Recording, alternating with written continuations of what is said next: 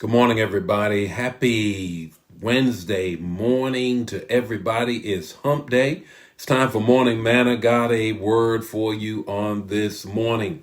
We're dealing with family issues, family this week, and so I got a word for you concerning family. So we want to get right into the word this morning. Good morning, Thelma. How are you on this morning? All is well with you. We're going to deal with some family issues today, dealing with family all week long. Good morning, Arlene. How is G Burrow doing there? Pamela, how are you doing this morning? We're still dealing with family issues. Good morning, Brenda. Praying for you this morning. I know you have something in about 2 hours. Going to be lifting you up in prayer, your family and all, on the homegoing of your brother. Good morning, Gail. How are you? Sean, how are you doing? Lena, how are you doing this morning? Rose, how are you on this morning? We're dealing with family on this morning, and everybody got family drama. How many of you know that everybody has some family drama? Good morning, Cynthia. How are you? Anybody? I don't want you to put it out there, but everybody has to deal with some family drama. And today we're going to talk about a little bit of family drama. How do I deal with the family drama that I might find myself in on this morning? Good morning, Sharon. How are you? All the way from Kansas City. Great. Good morning, Keisha. How are you this morning? Let me take my glasses off so I can see my notes. Ain't that something? I can't see the names on the screen without my glasses, but I need to take them off so I can see my notes and share the word. Hey, good morning. It is time for Morning Man. I got a word for you. If you're joining us on this morning, hey, welcome. This is Morning Manna Fam time. About this time every weekday morning, we get together and I'm going to give the text, the talk, and the takeaway. This is what you got to do. Got to give the hearts, the likes. You got to share the manna. Please don't keep the manna to yourself. If the word is blessing you, please share the word. Please share the word. That's what the word says, that we gotta go out and make disciples. So share this word that you get on every morning and morning manna. Now, what I'd like for you to do also is put something in the in the comments that help others to get the word.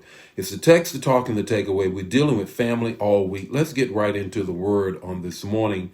The text this morning is 1 Samuel 16:12.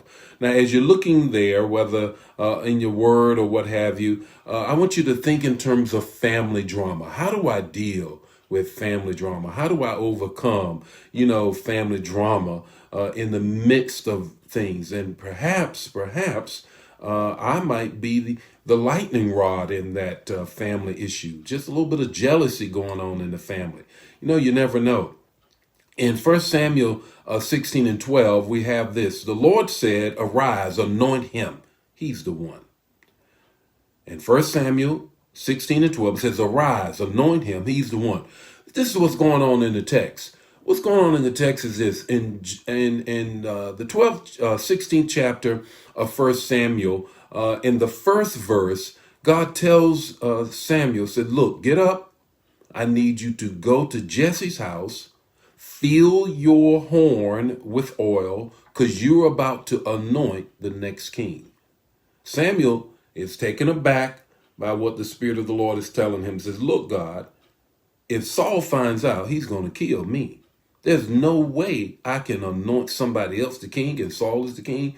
God says, I got you, Jesse. I got you, Samuel. Just go to Jesse's house and find the person that is going to be the next king. He went, got a heifer, says, I'm going to get to his house. When he got to the house, Jesse comes out, says, do you come in peace?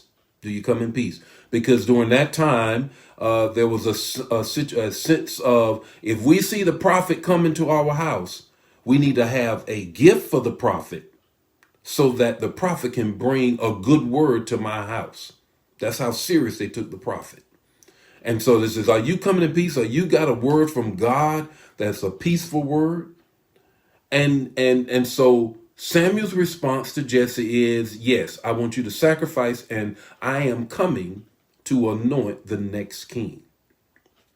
Jesse's immediate response is he go gets the family's favorite. He go gets the family's favorite. And what is the response? You know the response that Jesse gives him. Man looks on the outward appearance, but God looks at the heart. Though you have brought me the family favorite, he's tall, he's robust, he's all of that. I'm not going to get into your family drama because he is not the one. So what happens? How are you picked in the midst of the family when all of everybody around you can't see what you bring to the table? Three things I want you to grab here. The first is you don't have to be present to be picked. You don't have to be present to be picked. David, as you know the story, is the one that's picked, but he's not even in the room. There are times when God will move on your behalf and you don't even have to be in the room. There are times when God will do something great in your life and you don't have to even be present. Why? Because God can be in the room on your behalf. David is not even in the room, but yet he's about to be picked. What is he doing? He is tending to the sheep. What does that tell you? Look, don't you worry about all of those things. You do what God has already called you to do and watch God move on your behalf. First thing, you don't have to be present to be picked. Here's the second thing. You don't have to be the one that everybody says is the prettiest. You don't have to be the prettiest to be picked. Notice what the scripture said. It says that it talks about David's looks, but the fact is sometimes we think that if I am the prettiest, I got the best hair, I got the best clothes, I got the best eyelashes, I got the best figure, I got the best muscles, I got to be the prettiest. Let me tell you something. Outward beauty fades while inward beauty lasts. Outward beauty fades while inward beauty lasts. I ain't trying to say don't look your best. I'm just simply saying this. David was not picked because he was the prettiest. And God moves many times, not because you the prettiest, not because you got it going on from the outward appearance. What do you have going on the inside? Okay, you don't have to be present. You don't have to be the prettiest. Here's the third thing. You don't have to have all the power to be picked. Notice in verse 12, when he shows up, he's the ruddy one. He's the ruddy one. Are you sure that's the one? The oil would not come out of the horn until David showed up. When God is getting ready to move on your behalf, don't you worry about the looks. Don't you worry about the physique. Don't you worry about even being present. Why? Because here's your takeaway.